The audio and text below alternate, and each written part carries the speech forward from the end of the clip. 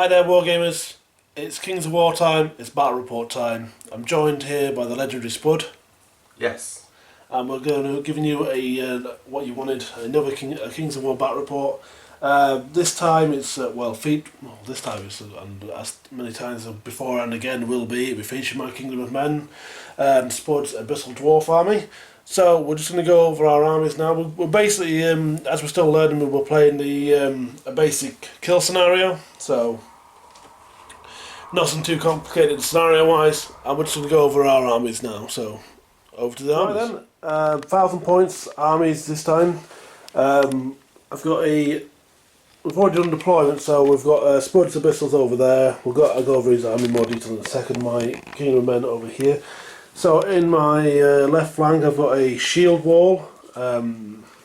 Next to them is a Bjorg's Bearman taking part of a unit of foot guard for the Kingdom of Men. I've got a troop of knights, some heavy pike, holding at the middle of the line. The generals behind them. Got a unit of Spartans for a spear phalanx. Troop of crossbows on the hill with a mage hiding behind them, and a half and hot pot siege artillery on the hill just to rain some hot soup down on the enemy. I'm going to pass the camera over now to Spud, and he's going to go over his army. So yeah, this is my Abyssal army. It's 1,000 points ish. We've got some Gortusk riders over here as a regiment this time. They're going to cause some pain on that flank hopefully. We've got a Overmaster in the middle who's got nothing, just there for inspiring. And then the other HQ, I've got an Iron Caster with Surge next to just a normal regiment and of Abyssal Golems. I've got 2 units of Immortal Guard just in the thing. I'm going to try out a horde of Slave Orcs in the middle. Thought I'd give it a whirl. And then I've got the rocket launcher. I can't pronounce the first one at all. And that's it, so it doesn't look that much on my side compared to the horde of men, but yeah, we'll crack on. Right guys, let's hope just before we take the first turn and give you a little overview, a better view of where things are deployed. So Spud's got his lesser Obsidian Golems there at front with a Mortal Guard behind, his rocket launcher on the hill with a nice commanding view of the Kingdoms of Men. We've got his horde of Slave Orcs there, ready to get mowed down as the cannon fodder they are to the Abyssal Dwarves. Another Immortal Guard there behind there with his general. Some cavalry type things ready to tear up the flanks.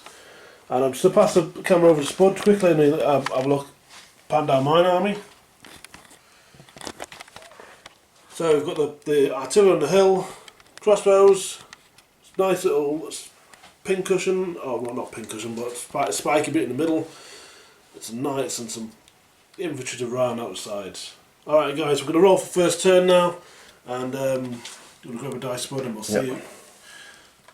Spud, oh dear. Looks like Spud is going second. Boom. In fact no, Spud's going first. Have you already pressed that? Yeah. In fact, in that case, that's good, fantastic. I've chosen to let Spud go first.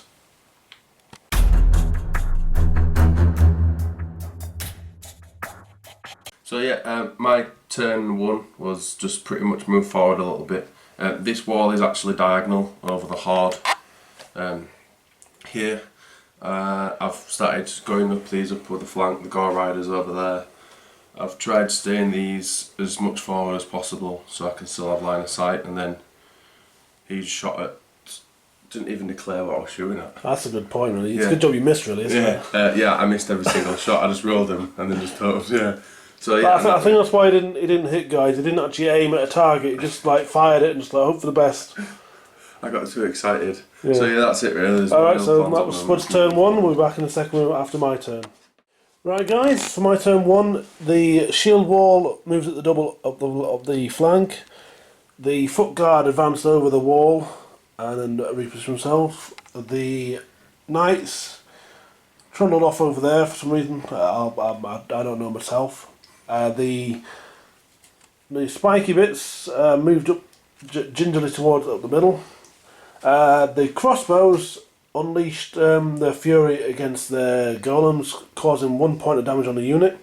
Unfortunately, the siege artillery missed. I think they were eating the pot instead of firing it. Okay, guys, over to Spud's turn 2. Okay, guys, just a slight correction from my turn. I just thought I should check something. We actually checked just now. I actually measured range for these crossbows over to those stone golems, and they're not actually in range, so no damage at all. So that's a nice bit of rules correction for you there on the fly. Alright guys, Spud's turn 2.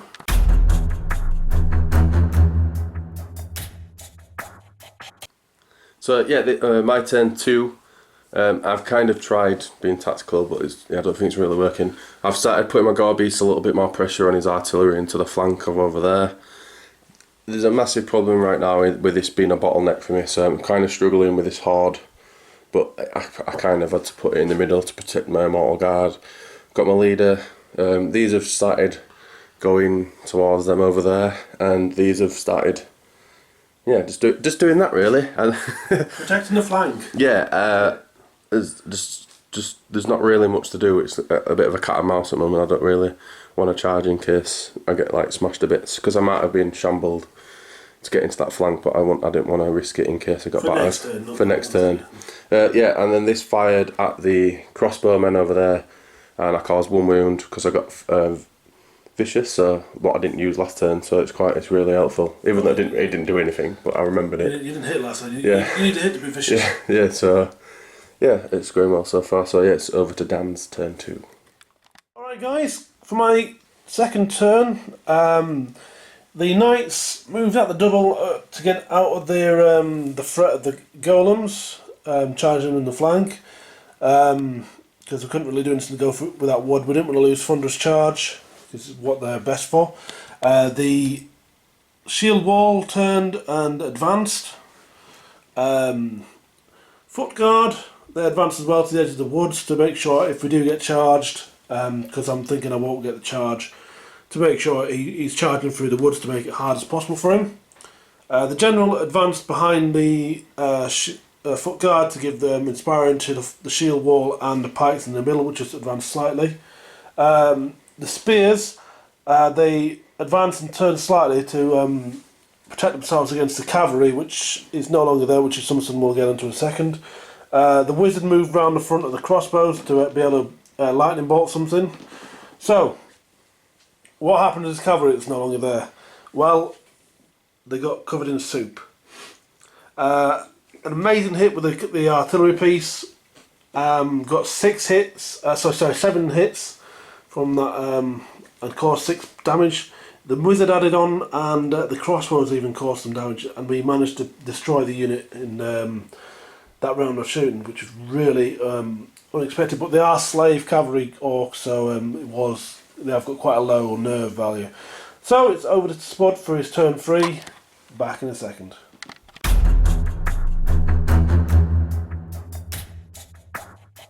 So yeah, my turn 3.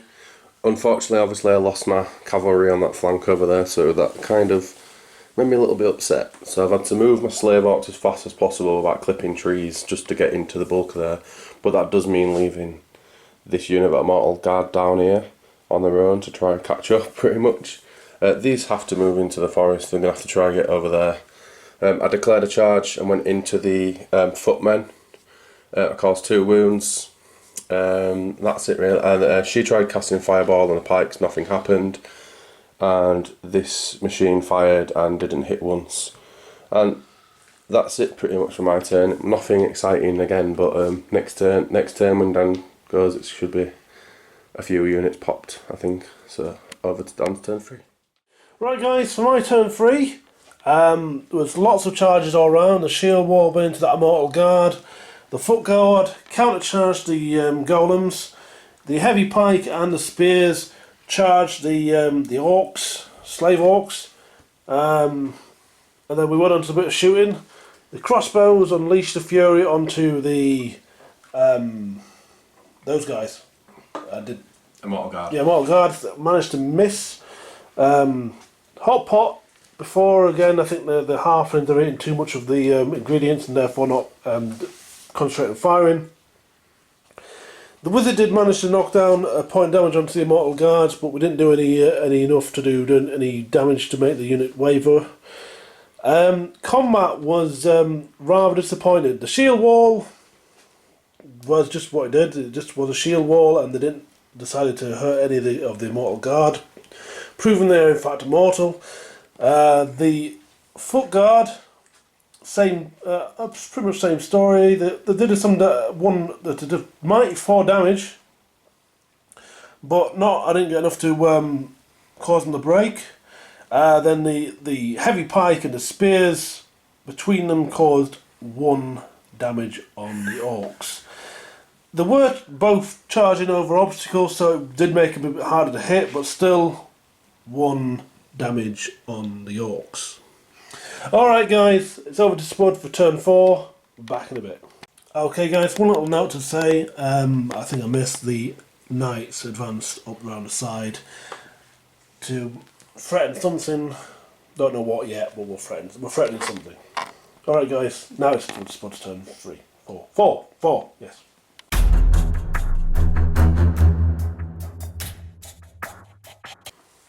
So yeah, my turn 4. It kind of went a little bit better for me this turn. I think it was just a lot of counter charging that went on, and just lucky dice rolls. I got like above average on hits, definitely. These went into them. He actually charged from here, went in, cost 6 altogether. We wavered that unit now. These have turned to face in case he wants to charge this. They finished off the foot guard, loads of lucky rolls again. And then my slave orcs actually countercharged into the spears, did 8, so we just managed to waver them. And that's it really, so they popped, and it's looking okay so far, but it's not going to look so good because by accident he's going to go straight into my flank there because I had to move an inch backwards, so he's going to clip there. I reformed these as well. I could have gone D6, but I reckon I'm about 7 away, even though I could have pre-measured, but I'm not really bothered. Just reformed to go into the flank of them hopefully, so yeah, over to Dan's turn 4. Right guys, for my turn 4, it's quite an eventful turn. The knights did do a sneaky flank charge into the immortal guard, caused an impressive 8 damage on the unit. Did get a mighty 11 on the nerve test, which did actually pop them, but due to the inspiring, I re-rolled and unfortunately didn't get anywhere near as good. So they're still active as the immortal guard. The shield wall were wavered, so they didn't do anything. My mighty general, threw a hammer at the golems and knocked a damage point off, and also the mighty artillery piece threw some stew at them, taking them 6 points of damage down. Not enough to destroy them though. The heavy pike charged into the slave orcs. Even though they were encumbered by the woods, they still managed to put a mighty 4 damage on the orcs, and then rolled double 6 to waver the units, which was really a turn up for the books. Crossbows did do some nice bit of damage to the immortal guard running around at the back of the board there. Not enough to do any not to waver them. The mage also zapped or lightning bolted the golems, but didn't do any damage. So, turn 5 for Spud. Over to him.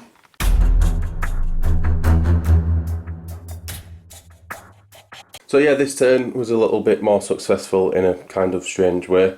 These massive unit of orc were wavered, so I had a massive panic. But I charged my golems into the side of that, did quite a bit of damage, but they're really, really hard, so I had no way of popping them. Managed to cause 1 wound from my missile launcher, managed to waver that unit 1 more time. I sent in these for some support to go get those knights, but these managed to finish them off in the combat phase. My lord countercharged into the wavered unit of Vikings and caused, I think, a few wounds, and then just managed to waver them just. So yeah, they wavered, the spearmen are wavered, they're wavered, and my unit of orcs. So yeah. Well, the orcs are no longer wavered. Yeah, they're no longer wavered right now. Hopefully next turn they'll be dead. Yeah, well, Dan hopes so. Yeah, I tried casting heal and terribly failed. Yeah, so that's it. So it's over to Dan's turn 4. Right, guys, for the Kingdom of Men turn 4, the Vikings were still wavered, so no action there.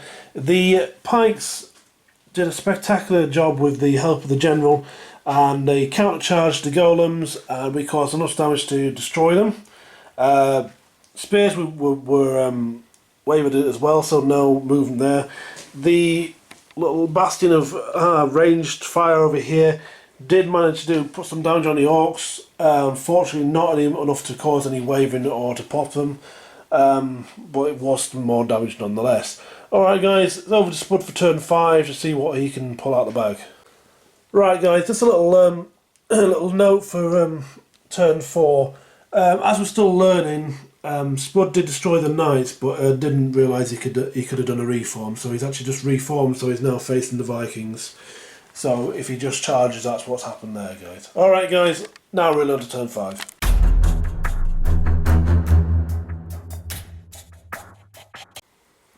So yeah, in movement phase, because Dan let me reform them, I charged into the Vikings with them and the Lord and finished... Oven Master? Yeah, the Oven Master. Head Chef. Head Chef, Oven Master. And we finished off the Vikings and we reformed with these and moved forward with them. These reformed and moved a little bit closer back into the wood again. She cast quite a good fireball, didn't she? She caused 3 wounds onto the pikemen and wavered them, so that were really lucky. And then we're onto my war machine. Once again, did absolutely nothing. Shot at the crossbows. It shot at the crossbows. Actually declared what I was shooting at this time. So this is where the magic really happens.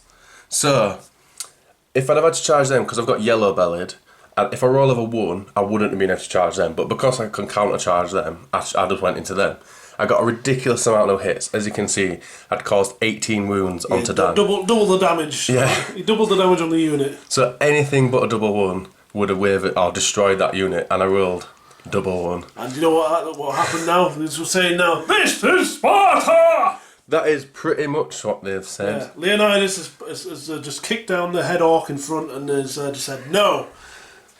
This combat has been proper mental. It's been it's been actually like realistically awesome. So yeah, I think that's it really. Nothing else really happened. So yeah, it's over to Dan's turn 5 now. So on to the beasts. Right guys, turn 5 from the Kingdom of Men. A general decided to go here to try and do a sneaky thing, not realising his hammer won't do that much damage anyway because they've got quite a high nerve onto that metal guard. But after all that, he missed. The crossbows shot some nice bolts into this metal guard, didn't cause enough damage to pop them either, unfortunately. The heavy pike and the Spartans charged into the slave orcs. Unfortunately, the heavy pike, because they were in the woods, were hindered and didn't do as many hits as they'd like, and only got 3 hits. We did a few damage, got a mighty 10 on the roll, but not enough to pop them with a up to 19. The hot pot decided to try and fire onto the artillery piece, but I think whatever force field that Spud has been hitting that's been preventing the shots from hitting my army stopped my hot pot from landing a shot on it. So it's over to Spud for turn 6 to see what he can do.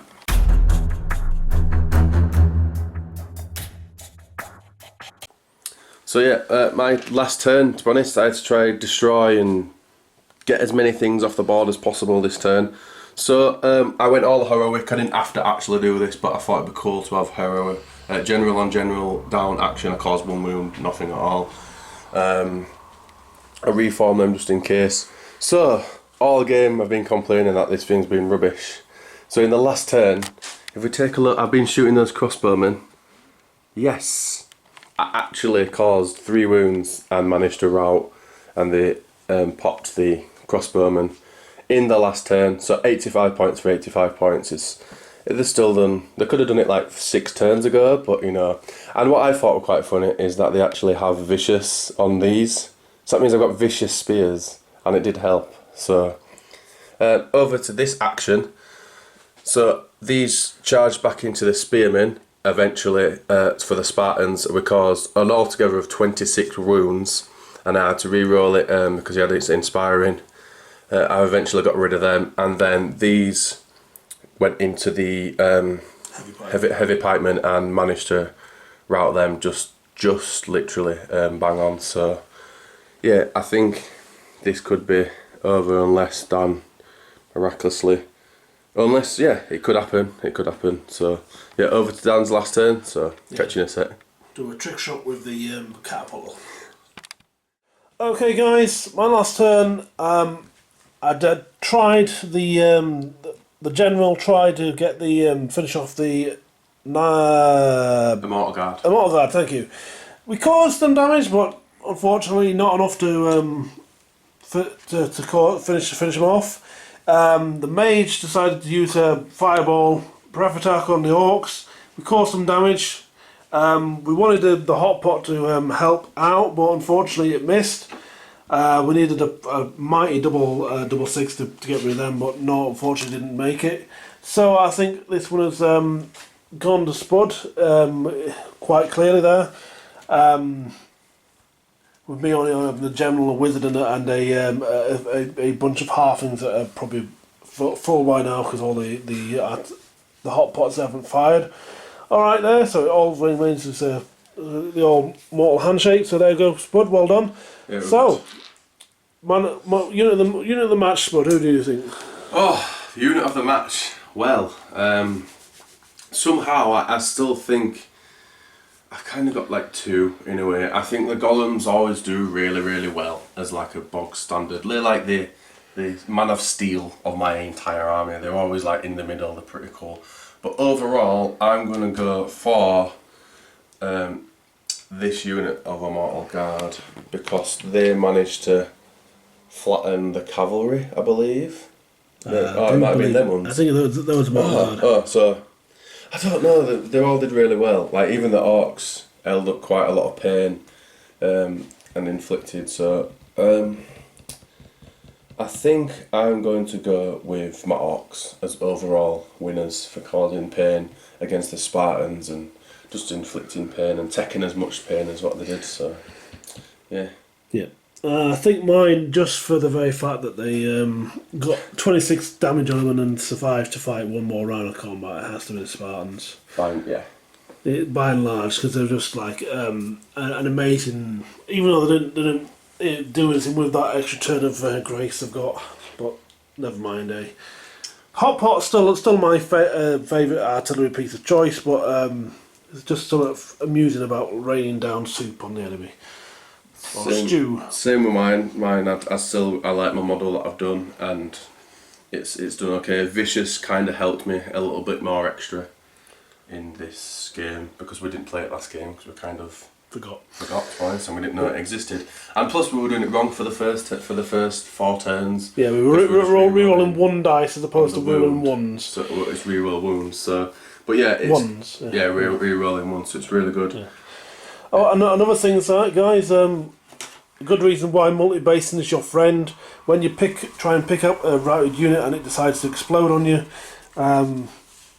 but that's an argument for another day.